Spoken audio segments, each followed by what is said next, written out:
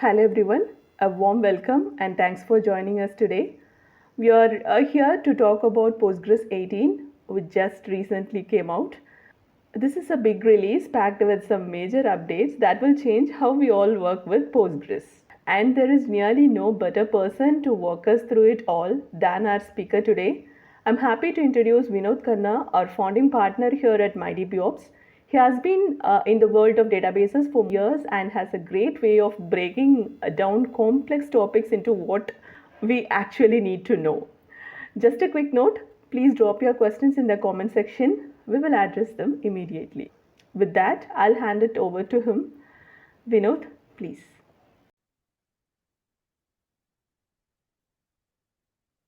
Thanks for your introduction, Shiny.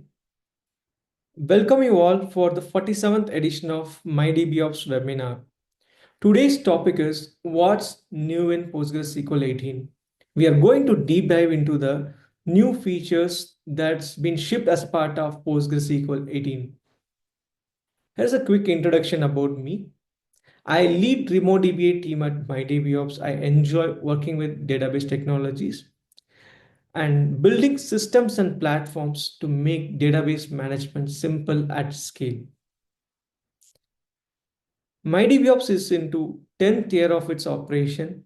We provide database consulting and remote DBA services for top database technologies like MySQL, MongoDB, Postgres, MariaDB, TADB, and Cassandra. There is the agenda of today. It's very simple and straightforward.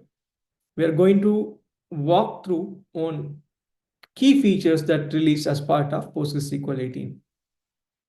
Let's start with one of the most talked about features, asynchronous I/O.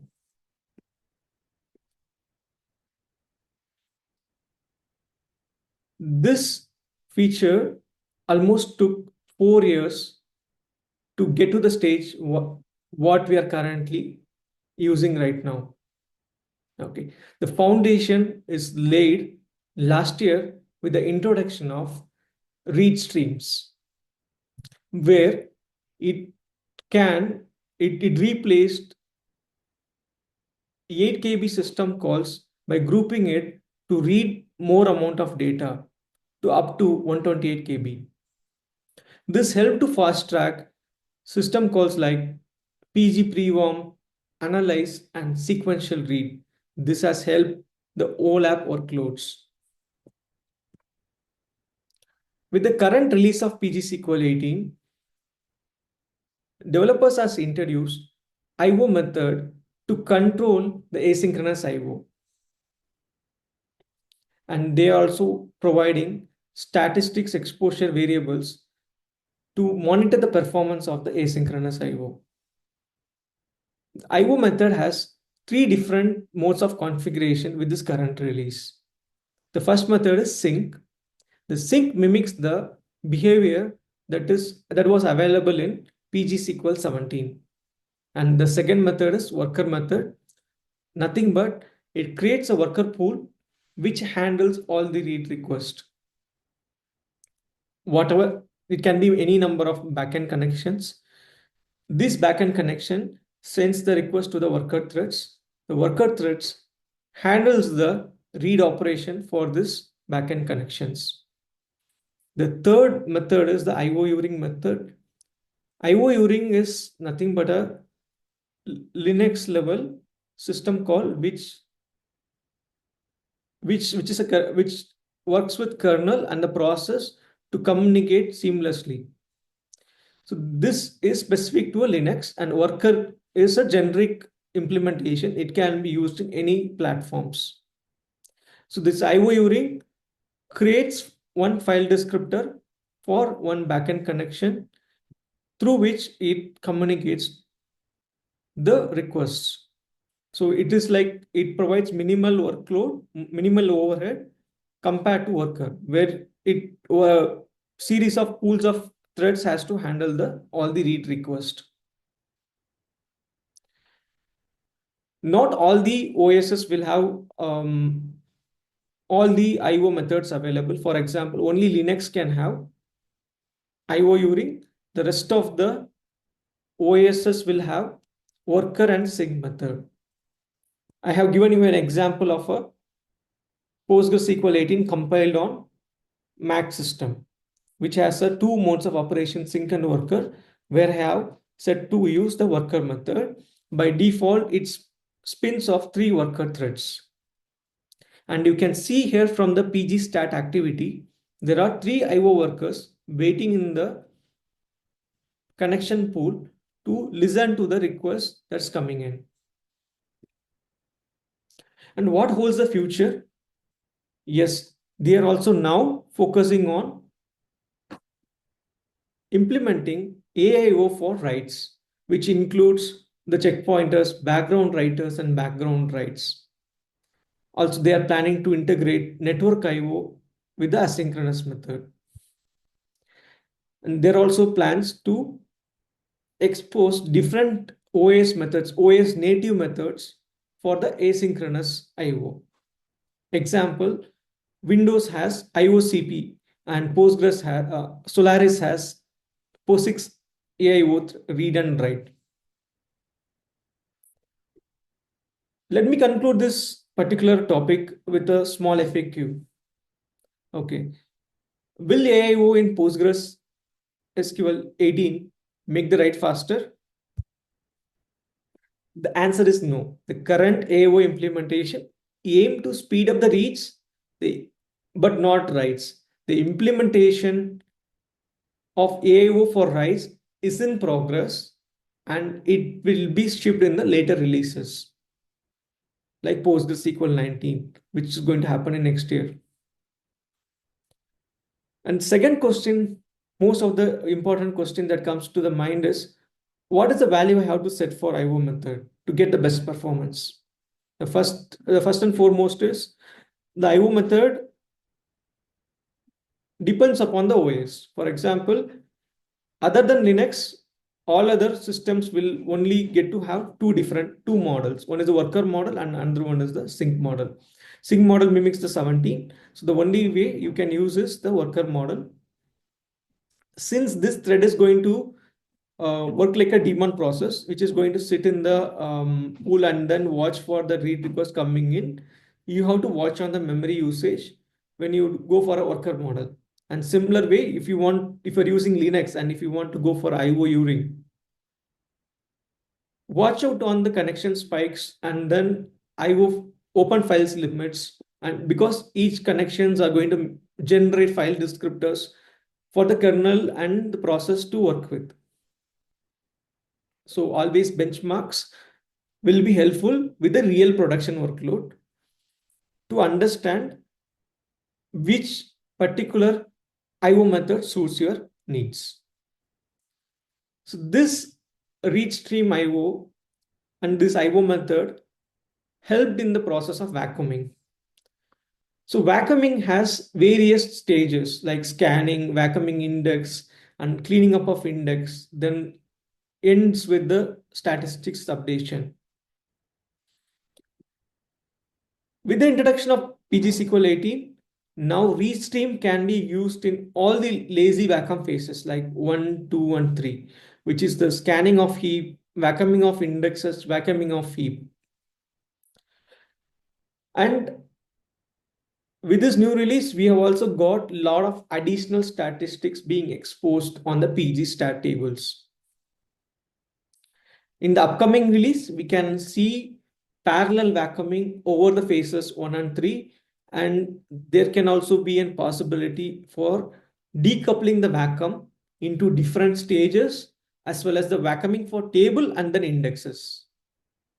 Okay, seems interesting. Let's see. And other important feature is persistent statistics on upgrade. What is meant by persistent statistics? When there is a database, when a database is running, to serve the queries, it has to generate heuristics of the table, like cardinality of columns by sampling random pages in the table. So this helps the optimizer to make a query plan before PostgreSQL 18. If you want to upgrade, say for example, 16 to 17, major version, these statistics will be lost.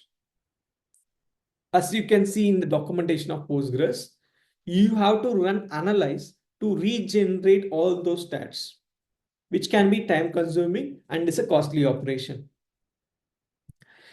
PostgreSQL 18 addressed that same concern. It introduced PG upgrade to update the statistics on the newer version. So the statistics will be automatically carried forward to the newer version. They have also extended the functionalities of PG dump and PG restore to dump the statistics and restore the statistics. So we have tested this with upgradation from PGSQL 17 to PGSQL 18. We have also done statistics only dump from PGSQL 17 version through PGSQL 18 PG dump and restored the same data on PGSQL 18 through PGSQL restore. So through this method, we will be able to minimize the time consumed to generate these stats.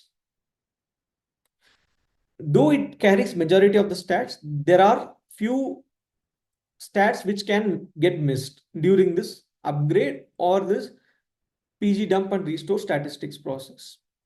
Those can be easily created using WacomDB missing status only option. So sounds interesting, right? Yeah. So the next interesting feature is UUID v7.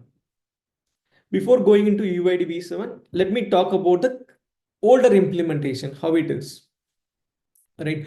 UUID v4 is a random characters, random identifier of 128 bits.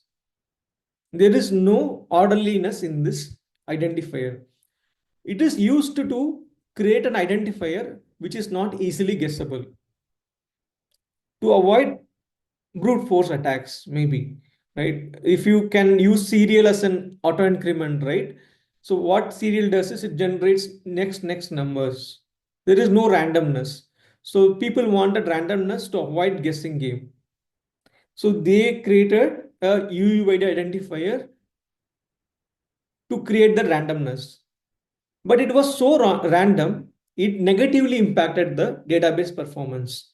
The biggest problem is, though you use the UUID as an identifier, simply that alone cannot suffice to do any meaningful operation. For example, if you want to do some OLAP analysis, like if you want to order by created dates, like you need to have a separate columns to do that. With the UUID column, you will not be able to make sense of when this data has been inserted, when it is very difficult to sort when you query certain list of UUIDs, right? You will not be able to sort by UUID because it's completely random characters. Okay, this problem made the index locality very diverse, which lead to fragmentation and bloating. There is a very interesting blog I have read from Enterprise DB about the random UUID and manually generated sequential UUIDs. There they have demonstrated how much fragmentation occurs when the workload is insert only, or if it combines with inserts and updates and deletes, how the bloating will be there. It clearly demonstrates that. So before older days, how they were managing, how they were solving this problem. They were solving this problem through extensions, custom function, and application logic. Okay, custom function in the sense they could have created a function and they have introduced as a default value for that particular column. And application logic, right? Combining certain shard IDs, certain data center IDs, they were able to bring some orderliness in the random UUID. Okay. Postgres 18 wanted to solve this problem. So they have introduced UUID v7 support okay, so which introduces the timestamp in milliseconds as a prefix to the UUID. So there will be a fixed timestamp field in a millisecond precision along with a random identifier. So when it combines that, that's a specification for UUID v7 Postgres has implemented. So you can able to get this random UUID by calling UUID v7 function. And when you want to see the timestamp when it has generated, you can query that using UUID extract timestamp function. So let me create a test table and have inserted few records onto the database. Now I want to select the timestamps in which this IDs has created. I can use this function UUID extract timestamp to get the output. Now how can I query it without impacting performance? Let's see. Okay, so I'm doing an explain plan to search on this table to, to get the latest events, to get an events older than this particular date. It has to scan through the whole table. How can I make it better is by creating a functional index on top of the primary key, which is UUID. If I create a functional index, the next time when I query it, you can see that row scans is reduced a lot. Now I can able to specifically target based on the date. So now my random identifier not only help me to provide a random identifier, but also it also helps me to meaningfully store it in certain fashion, which avoids bloating. Okay. That's the one of the interesting fact about UUID v7, which is implemented as a part of PGSQL 18. So the next one is index skip scans. So what is index skip scans, right? The idea of index skip scans is making use of a non-leading column of an index. Okay, let me directly get to an example, right? So imagine that you have multi-column index. One is on is deleted and status. This is combined together to form a multi-column index. Now you are going to query select start from table where status equal to new. Prior to PGSQL 18, there is no way that this index can be used to improve this query. Okay. What happened right now is they have introduced index skip scan. What it can do is it can make use of the non-leading column of an index, which is the status here. And it can be utilized inside the query to fast track it. How it performs internally is for the leading columns apart from the column that needs to get used, it auto generates an equality condition. In this condition, in this index, the is deleted is a boolean. It can be zeros and ones. So Postgres, what it does internally is it generates that equality value. Select start from table where is deleted equal to 1 and status equal to new. Again, select start from table where status is deleted equal to 0 and status equal to new. And it combines the result and delivers it, thereby making use of the index without needing for creating a separate index altogether. It can also be beneficial during usage of OR classes. The other feature is virtual generated columns. Previous releases of Postgres has generated columns only in the stored format. With the recent release, it allowed virtual implementation. Means that the virtual generated column addition is instantaneous and it's only a metadata operation. There is no actual work is happening there. It just updates the metadata. So whenever next time you query the table, whatever the generated function may be, it will be auto calculated on the fly and the results are given, thereby reducing the time it take to implement a generated function. here in this example, I have created a table with first name, last name, and a concatenation of both the names as a generated column in a virtual format. If I just insert the values, first name and last name, I will be able to get the full name automatically on the fly without getting stored. This is the runtime computation happening. The next feature I'm going to talk about is the extension of returning of SQL classes. So in the returning SQL class, they have extended to support old and new values. Now you can able to get the data which was updated, which was existing before the update. So here, these are the examples given in the manual. Okay. So here you can see they have updated a product price matching certain condition in the price. What we are getting in return is the name of the product and what was the old price and what was the new price and what was the price change. This helps us to make an audit of what changes has been went through without doing different operations. Like earlier, if you want to achieve the same thing, we have to have a trigger, or else we have to read it before the operation and then do an update, and then we have to capture the end result. Right now, everything can be done in a single statement.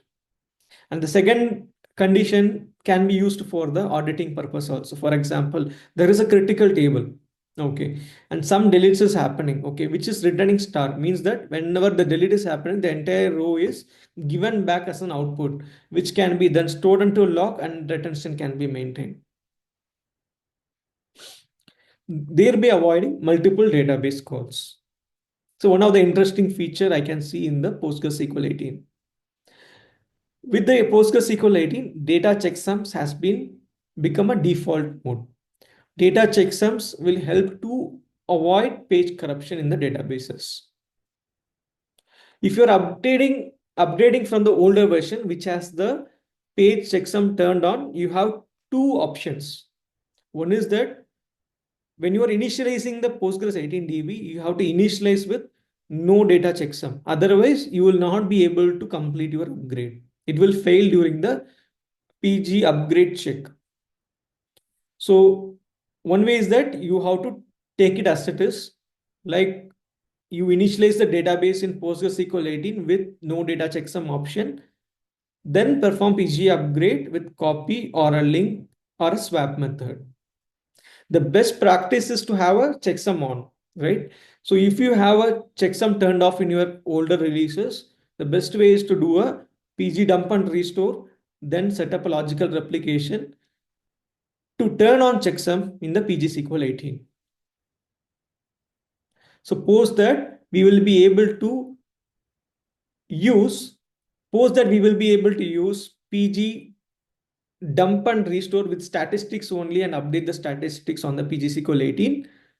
Suppose that we will be able to run Vacom DB with missing stats only to make sure we will get the same performance as we are getting in PGSQL 17 in PGSQL 18, because the optimizer stats, everything we are going to capture it in the PGSQL 18 without having to redo the entire analysis process again. There are other interesting features also being released along with this. One of such feature is PG over explain, which gives us the internal heuristics behind the index optimization, and OAuth support is also being provided, which we are yet to test. Definitely, this is going to strengthen the security of the Postgres. And when I tested with Azure PostgreSQL 18, it also has an option to integrate Azure's own authentication along with the Postgres. And when I talk about public cloud support for PostgreSQL 18, AWS has released the PostgreSQL 18 in a preview mode. This preview is only available in Ohio region. At present, there is no option to change the IO method through the parameter group change. So we have to still wait for it. And when it comes to GCP, PGSQL 18 is already been available, but they have not exposed IO Uring option for it. The only option that you can set is the worker option. Azure, again, the PGSQL 18 is in the preview mode, and it's available only in East Asia region. IO Uring method is not available for Azure as well. Only sync and worker method is available.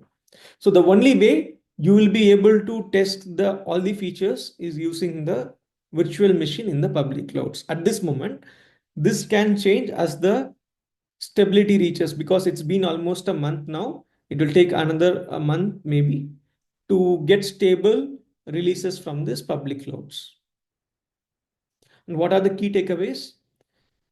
You will be able to test all the best features from VM-based environments, and always ensure the validate the compatibility for the upgrade using PG upgrade check. And if you want to explore all the new features and take it to production, benchmark with the real-time data size and queries and server configuration. There are a lot of synthetics benchmarks available. One from Planet Scale is available. There are various people shares the benchmarks with the PG bench, sysbench kind of workloads. But what's more important is to benchmark your real-time workload, because it will completely vary, because this AIO changes especially, right, will work differently on actual production workload and differently on the synthetic workload, because you cannot compare two different workloads. So always it's better to benchmark your actual production workload and then migrate to PGSQL 18. From what I can see is that these releases are really promising for me, and the roadmap is excellent. We will hope we will see more such interesting innovations happening on this Postgres. And I thank everyone for attending this webinar. And if you have any questions, please do let us know. We will be able to answer that. Thank you. Thank you so much, Vinod, for that insightful webinar. That was a brilliant breakdown of what is new in Postgres 18. I know I learned a lot, and I really appreciate you taking the time to share your insights with all of us today.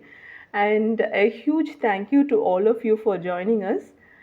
For those who might be new to us, MyDBOps is all about helping companies with their databases like MySQL, MariaDB, MongoDB, Postgres, and TiDB. We handle everything from consulting to 24/7 managed services. Basically, we help make sure your databases run smoothly so that you can focus on your work.